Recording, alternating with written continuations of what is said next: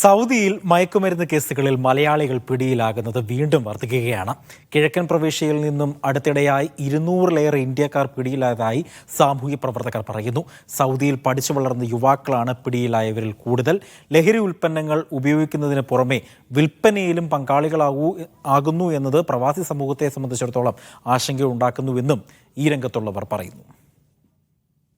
സൗദിയിൽ മയക്കുമരുന്ന് കേസുകളിൽ പിടിക്കപ്പെടുന്ന മലയാളികളുടെ എണ്ണം വീണ്ടും ഉയരുന്നു. കിഴക്കൻ പ്രവിശ്യയിൽ നിന്ന് മാത്രം അടുത്തിടെയായി പിടിക്കപ്പെട്ടത് 20-ലേറെ പേരാണ്. ലഹരി വസ്തുക്കളുടെ ഉപയോഗത്തിൽ നിന്നും മാറി വിൽപ്പനയിലും കടത്തിലും പങ്കാളികളാകുന്നു എന്നതാണ് പുതിയ സംഭവങ്ങൾ വ്യക്തമാക്കുന്നത്. ഇവിടെ ബിസിനസ് രംഗത്ത് സ്വന്തം ലൈസൻസ് ഉള്ള 2-ൽ കൂടുതൽ ആളുകളെ പിടിച്ച കേസുകൾ നമ്മൾക്കറിയാം. ഈ അടുത്ത കാലത്ത് ഒരു ദിവസം തന്നെയാണ് ഒരു ബാർബറെ അറസ്റ്റ് ചെയ്തത്. ആ പരിസരവാസികൾക്കൊന്നും അറിയില്ല ഇദ്ദേഹം ഇതിൻ്റെ ഒരു ഉപഭോക്താവാണെന്ന് പോലും.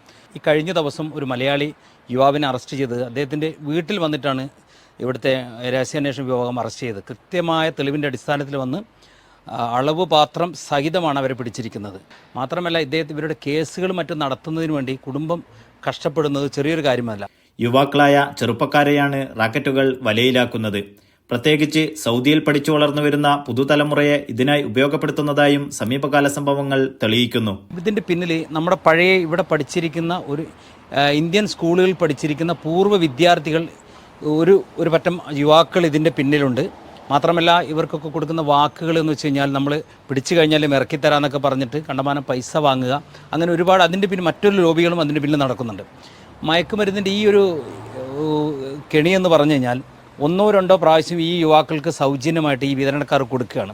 അതിൻ്റെ അടിസ്ഥാനത്തിൽ ഇത് ഉപയോഗിക്കുകയാണ് അവർ. ഈ ഉപയോഗിച്ചതിന് ശേഷം പിന്നെ ഇതിന് അഡിക്റ്റാകണം. ഒരു പ്രാവശ്യം തന്നെ ഈ മയക്കുമരുന്ന് MDMA പോലുള്ള സാധനങ്ങൾ അടിച്ചു കഴിഞ്ഞാൽ അതിൽ നിന്ന് മുക്തമാവുക എന്ന് പറയുന്ന അസാധ്യമായ ഒരു കാര്യം. സൗഹൃദ ബന്ധങ്ങൾ പോലും മയക്കുമരുന്ന് ലോബി ദുരുപയോഗം ചെയ്യുന്നിടത്തേക്കെത്തി സംഭവങ്ങൾ. ഇതോടെ പരസ്പരം വിശ്വസിക്കാൻ കഴിയാത്ത അവസ്ഥയായി പലർക്കും. അതുകൊണ്ട് തന്നെ ഉപയോഗിക്കുന്ന ആളുകൾ നമുക്ക് തന്നെ അറിയില്ല, നമ്മുടെ കൂട്ടത്തിലുള്ള ആളുകൾ ആരൊക്കെയാണ് ഇതിന് ഉപയോഗിക്കുന്നുള്ളത്. നമുക്ക് ഒന്നിച്ച് യാത്ര ചെയ്യാൻ ഇപ്പോൾ മലയാളി സമൂഹത്തിനൊക്കെ പേടിയാണ് ഒന്നിച്ച് യാത്ര ചെയ്യുക. കാരണം അറസ്റ്റ് ചെയ്യുമ്പോൾ കൂടുള്ളവരെ അറസ്റ്റ് ചെയ്യും. അങ്ങനെ ഒരുപാട് നൂലാമാലുണ്ട്. താമസിക്കാൻ റൂം അന്വേഷിച്ച് പോകുമ്പോഴും ആളുകൾക്ക് ഭയമാണ് റൂം കൊടുക്കാനുള്ളത്. ഈയിടക്ക് കോബാറിലേക്ക് ഒരു യാത്ര വഴി നമ്മൾ കോബാറിൽ നിന്ന് പോഴുന്ന വഴിക്ക് ഉപയോഗിച്ച ഒരാളെ അറസ്റ്റ് ചെയ്യുമ്പോൾ നിരപരാധി ഒരാളും കൂടെ കുടുങ്ങിയിട്ടുണ്ട് അതിനകത്ത്. അതൊക്കെ കോടതിയിൽ പോവുക, ബോധ്യപ്പെടുത്തുക, ഇൻവെസ്റ്റിഗേഷൻ ഡിപ്പാർട്ട്മെൻറ്റ്, ഇതൊക്കെ ഒരുപാട് നൂലാമാലകളുണ്ട്. അതുകൊണ്ട് തന്നെ ഈ ഇപ്പോഴത്തെ പുതിയ ആളുകൾക്ക്, പഴയ ആളുകൾക്കൊക്കെ നല്ലൊരു ഭയമുണ്ട്. വരുന്ന യുവാക്കളെയൊക്കെ നമുക്ക് താമസിപ്പിക്കാൻ പറ്റുമോ, കൂട്ടത്തിൽ യാത്ര ചെയ്യാൻ പറ്റുമോ, അവരുമായിട്ട് ഒന്നിച്ച് ഭക്ഷണം കഴിക്കാൻ പോകുമോ, അങ്ങനെ ഒരുപാട് വിഷയങ്ങളുണ്ട് ഇതിൽ. ലോബിയുടെ കെണിയിൽപ്പെട്ട് അവസാനം ആത്മഹത്യ ചെയ്യുന്നതിലേക്ക് വരെ എത്തിയ സംഭവങ്ങളും റിപ്പോർട്ട് ചെയ്യപ്പെട്ടിട്ടുണ്ട്. അതുപോലെ തന്നെ ഒരുപാട് പ്രശ്നങ്ങളായിരുന്നു. ഇതിനിടയ്ക്ക് ഒരു മയക്കുമരുന്നിൽപ്പെട്ട ആളാണ് ആത്മഹത്യ ചെയ്തത്. കാരണം അദ്ദേഹത്തിൻ്റെ വീട്ടിൽ നിരന്തരം കുടുംബ പ്രശ്നങ്ങളുണ്ടായതിനു ശേഷം അദ്ദേഹം ഒരു ഗതിയുമില്ലാതെ വന്നപ്പോൾ അവസാനം ആത്മഹത്യയാണ്. കുടുംബം പോലും പൊറുതിമുട്ടുകയാണ് ഈ മയക്കുമരുന്നിൻ്റെ ഈ യുവാക്കളെ കൊണ്ട്, ഉപയോക്താക്കളെ കൊണ്ട്. ഇവിടെ മയക്കുമരുന്നിൻ്റെ ഒരു ക്യാമ്പയിൻ തുടങ്ങിയിട്ട് 1.5 വർഷമായി സൗദിയിൽ വ്യാപക പരിശോധന നടക്കുകയാണ്. അടിച്ചു പെറുക്കി പരിശോധിക്കുന്നുണ്ട്.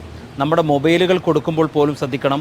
നമ്മൾ ലൊക്കേഷൻ കൈമാറുക, മറ്റുള്ളവർക്ക് വേണ്ടിയിട്ട് ലൊക്കേഷൻ കൊടുക്കാൻ ഫോൺ കൊടുക്കുക, അപരിചിതർക്ക് നമ്മൾ ഫോൺ കൊടുത്തിട്ട് ഒരു മിസ് കോൾ അടിക്കാൻ കൊടുക്കുക, ഒക്കെ ശ്രദ്ധിക്കേണ്ട അവസ്ഥയിലേക്കാണ്.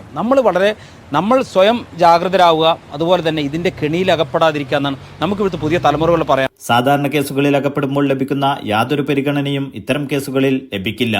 സാമൂഹ്യ പ്രവർത്തകർക്കോ ഇന്ത്യൻ എംബസിക്കോ ഇത്തരം കേസുകളിൽ യാതൊന്നും ചെയ്യാൻ കഴിയില്ലെന്നും ഇത്തരക്കാർ മനസ്സിലാക്കണമെന്നും സാമൂഹ്യ രംഗത്തുള്ളവർ ഓർമ്മപ്പെടുത്തുന്നു. Naushad റിക്കൂർ, media 1, Dammam.